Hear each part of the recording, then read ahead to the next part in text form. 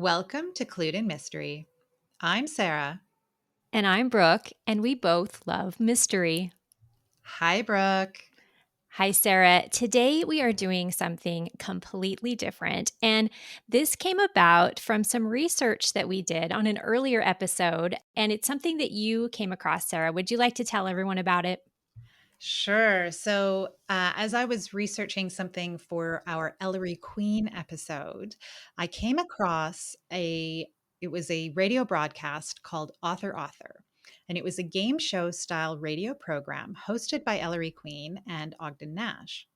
It was originally only a replacement for the Screen Guild Theater, but became a tremendous hit with audiences. And what happened in each episode was on air, a mystery scene was presented, and guest authors were challenged to come up with a clever explanation for the crime.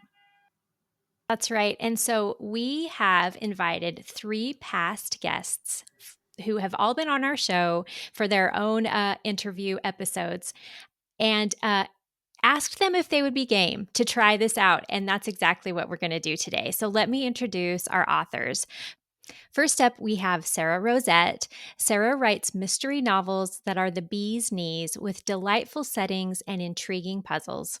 A fan of Golden Age mysteries and Jane Austen adaptations, she also hosts a podcast for readers, Mystery Books Podcast. Next in line is Trixie Silvertale. Bestselling author Trixie Silvertale grew up reading an endless supply of Lillian Jackson Braun, Hardy Boys, and Nancy Drew novels. She loves the amateur sleuths in cozy mysteries and obsesses about all things paranormal. These two passions unite in her mini paranormal cozy series, and she's thrilled to write them and share them with you. And finally, we have Tom Mead. Tom Mead is a UK crime fiction author specializing in locked room mysteries. He's a member of the Crime Writers Association and the International Thriller Writers Organization. His series features magician detective Joseph Spector. So we want to give a huge welcome and thank you to Tom, Trixie, and Sara for joining us today. Thank you. Glad to be here.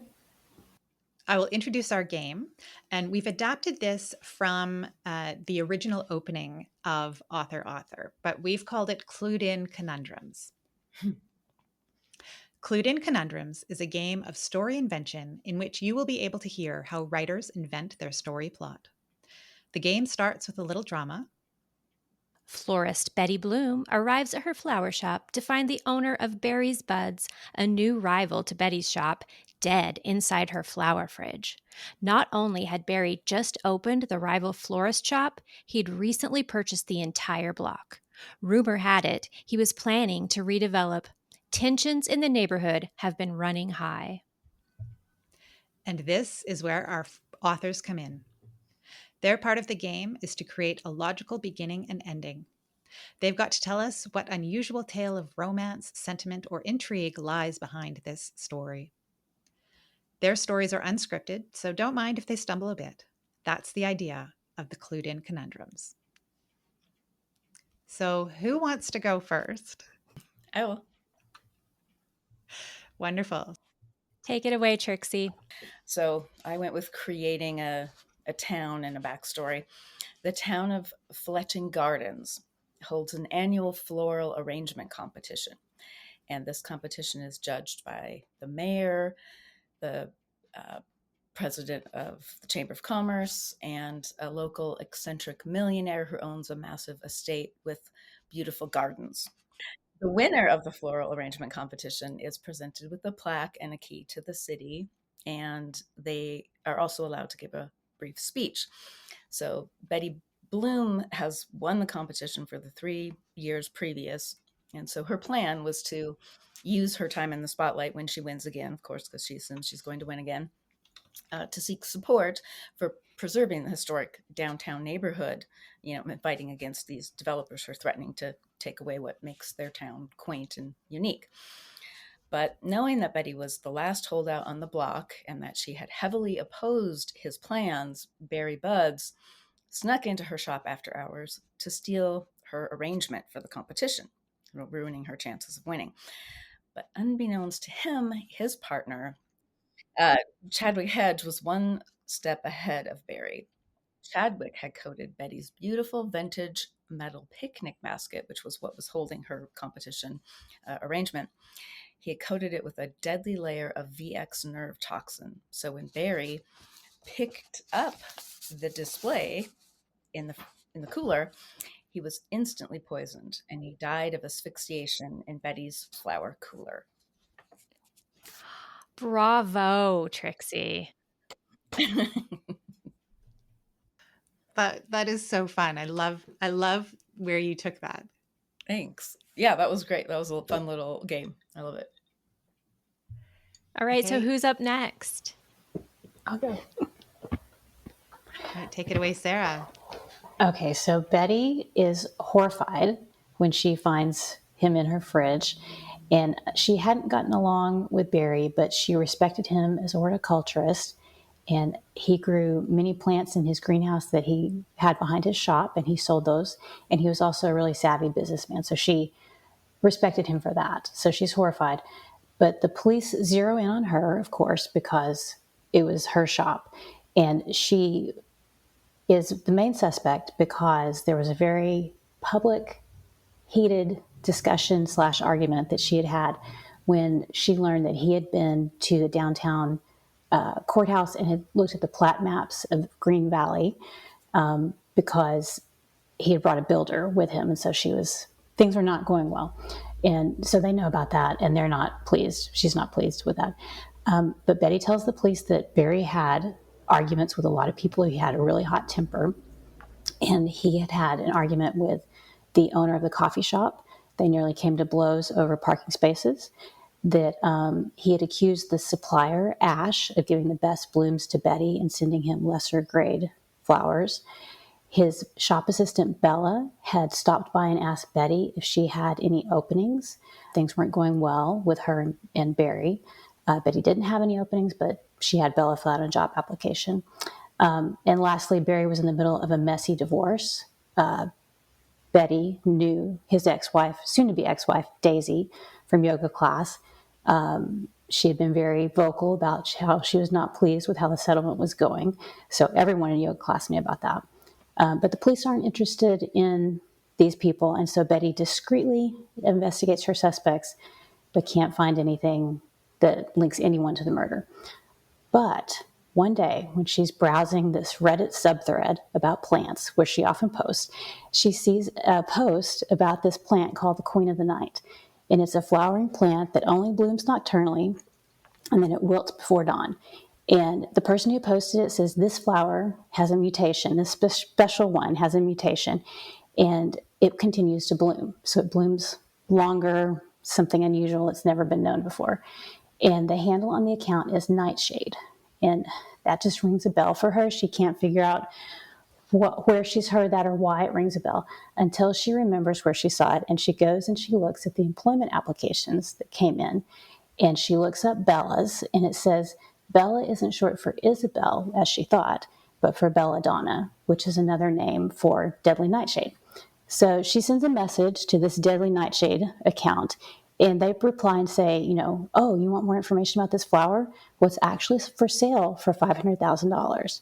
So Betty does some more digging, and she finds a link in the Reddit profile to a Facebook account. She goes and checks that out. There's no photo, but it does say that the person who owns that account is located in Green Valley. And so she's like, this is a little too much coincidence here. So she takes her discovery to the police and convinces them to set up a little trap, as Miss Marple would say. And when she goes to buy the plant, Bella arrives, but instead of leaving with money, she leaves in handcuffs. So she had found out, she had seen this plant while she was working with Barry, and she tried to steal it. Things didn't go well. They had a scuffle. She knocked Barry over, and he hit his head on the edge of a table and died. And she decided if she could put him in Betty's cooler, that would throw the suspicion off of her. And that's kind of that's the backstory I came up with. That's wonderful. That's so great. Yeah. I knew that this was going to be fun to see like how different the ideas were when you just have the same nugget to begin with, and it's proving to be true. And we still have one more, which I'm sure will be even more different, which is Tom. So Tom, what did you come up with? Okay, right. So I came at this from a slightly different angle. I decided to do this as an inverted Columbo style mystery. So my culprit is known from the beginning, and it is, of course, Betty herself. She had the strongest motive to kill this property developer slash horticulturist who is buying up property and trying to run her out of business. But because her motive is so obvious, she needs a really foolproof way to kill this guy. And she decides to come up with a double bluff, if you like. So she is going to frame herself for a murder. And what she does is this: she starts a rumor around the town that she has come into possession of an incredibly rare orchid known as the Shen Zhen Nongke orchid. Now, this, if you're a horticulturist, you will know that that is the rarest and most expensive orchid in the world.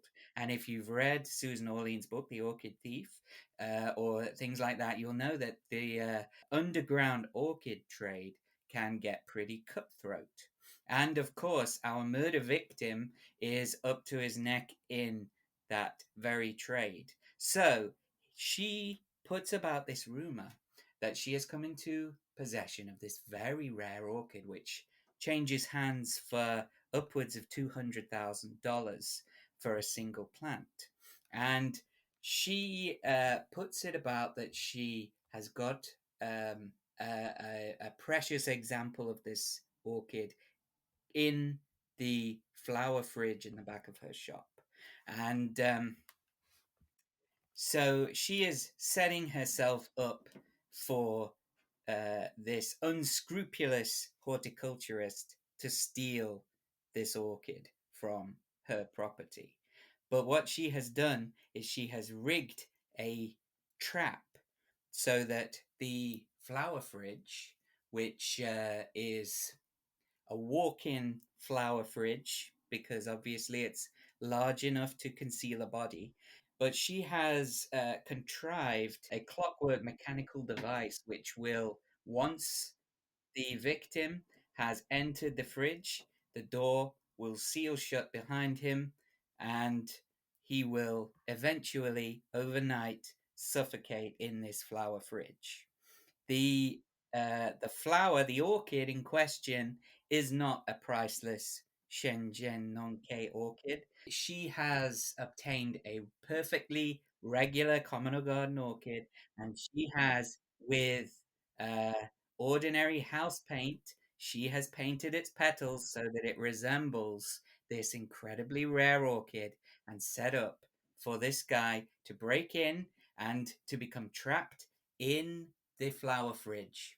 And when she arrives in the morning and finds him dead, she has removed the trappings from the outside of the flower fridge, and she has apparently been the victim of an ill fated burglary gone wrong.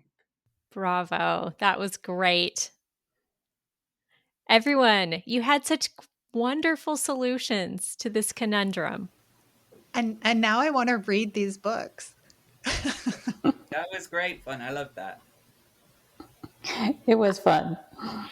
And you said that, Sarah, like now you want to read the books. And I feel like we know this would likely happen, but I get a feel for each of these authors and the type of work that they do in their scenario. So it really is a peek inside the way these authors plot their books, I imagine. So thank you for playing, everyone.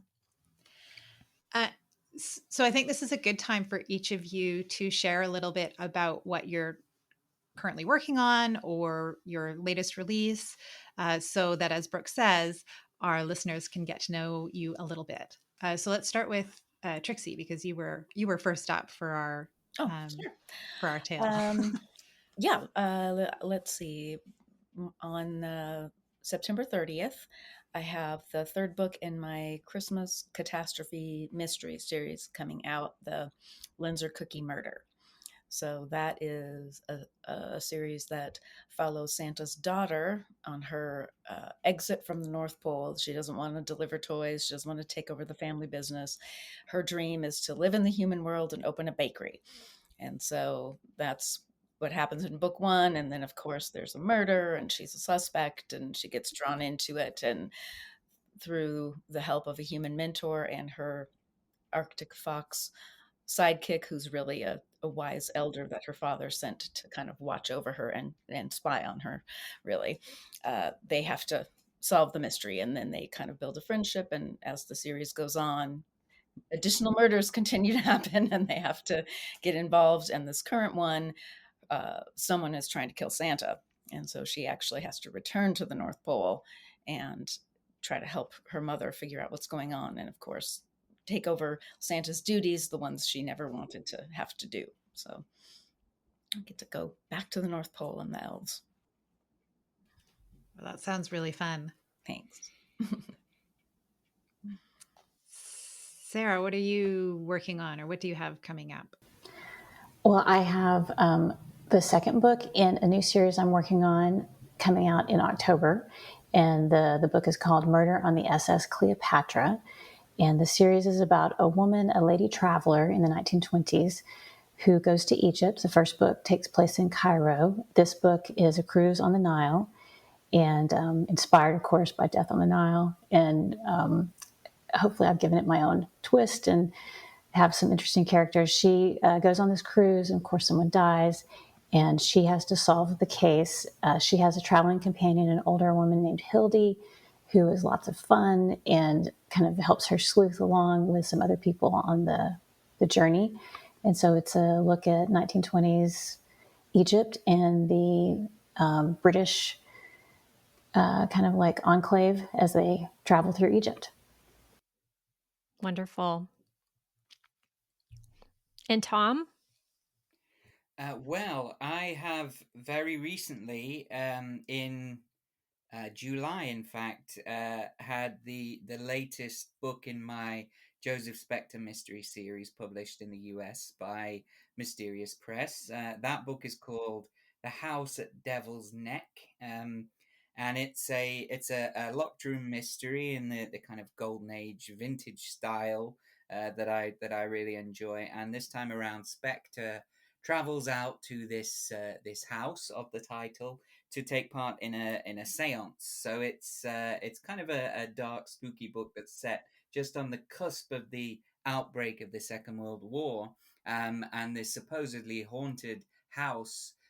Where the ghost of a soldier supposedly roams the corridors, and this group of motley characters goes there to try and conjure this spirit.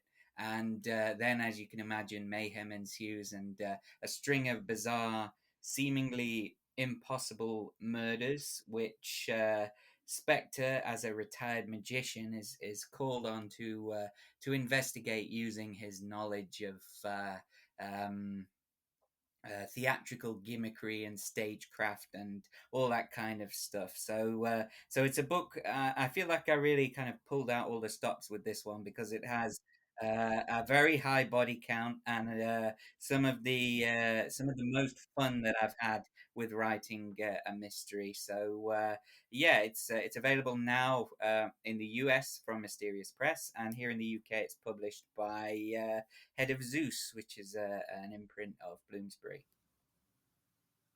Oh, all of your projects sound so good. I'm looking forward to reading each of them. Well, this was so much fun. I would love to have each of you back to play another round of Clued In Conundrums if you would be game once again. Be Absolutely. fantastic. Absolutely. Yeah. Great. Well, let's do that, Brooke. Well, thank you for listening today, everyone, to Clued In Mystery and these Clued In Conundrums. I'm Brooke. And I'm Sarah, and we both love mystery. Clued in Mystery is written and produced by Brooke Peterson and Sarah M. Stephen. Music is by Shane Ivers. If you liked what you heard, Please consider telling a friend, leaving a review, or subscribing with your favorite podcast listening app.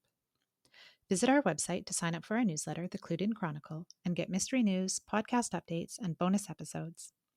We're on social media at Clued In Mystery.